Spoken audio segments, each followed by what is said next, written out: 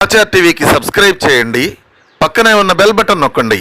Thank you. CM కుర్చీలో కూర్చోడానికి కూడా సిద్ధపడ్డ వ్యక్తులు వాళ్ళు. సొంత బాబాయిని చంపి తిరిగి ఆ రకాన్ని చంద్రబాబు నాయుడు గారికి రాయాలని చూసిన వ్యక్తులు వాళ్ళు. అలాంటి వాళ్ళు ఈ రోజు 164 ఇంచుమించుగా మనకు మ్యాండేట్ ఇస్తే దాన్ని కూడా ఏదో రకంగా డిస్ట్రాయ్ చేయడానికి, గవర్నమెంట్ మీద బురద చల్లడానికి వాళ్ళు చేసే ప్రయత్నాలు చేస్తున్నారు. మీకు బాధ ఉండడంలో తప్పు లేదు. బాధ ఉంది కాబట్టి మేము ఏదో ఒక స్టెప్ వేస్తున్నాం అన్నది కూడా తప్పు. ఈ రోజు చట్టాన్ని ఎవరు కూడా చేతుల్లోకి తీసుకోవాల్సిన అవసరం లేదు. చట్టం తన పని తాను చేసుకుపోతుంది. దయచేసి ప్రతి ఒక్కరు కూడా సమయం పాటించండి. బోత్ పార్టీస్, నేనేం చెప్తానంటే బోత్ పార్టీస్ మన తాలూకా రాజకీయంగా మన ఉనికి కాపాడుకోవడానికో లేకపోతే బురద జల్లే కార్యక్రమానికో కామన్ పీపుల్ ని ఇబ్బందులు పెట్టే పరిస్థితి తెచ్చుకోకూడదు. దయచేసి ఈ విషయంలో ఎలాంటి వాళ్ళైనా అటువంటి సిచ్యువేషన్ క్రియేట్ చేస్తే గనక చట్టం తన పని తాను చేసుకెళ్లిపోతుంది. లా విషయంలో ఎవరు కూడా అతీతులు కాదు. ఈ విషయం చెప్పడానికనే ఈ రోజు మీ అందరి దగ్గరికి రావడం జరిగింది. ఒకటే చెప్తున్నా, అన్ని పార్టీల వారికి, ఇటు వైఎస్ఆర్సీపీ పార్టీ వాళ్ళకి, టీడీపీ పార్టీ వాళ్ళకి, జనసేన వాళ్ళకి అందరికీ కూడా మనం చట్టాన్ని ఏ రోజు కూడా చేతుల్లోకి తీసుకోవద్దు. మనం చట్టాన్ని చేతుల్లోకి తీసుకో.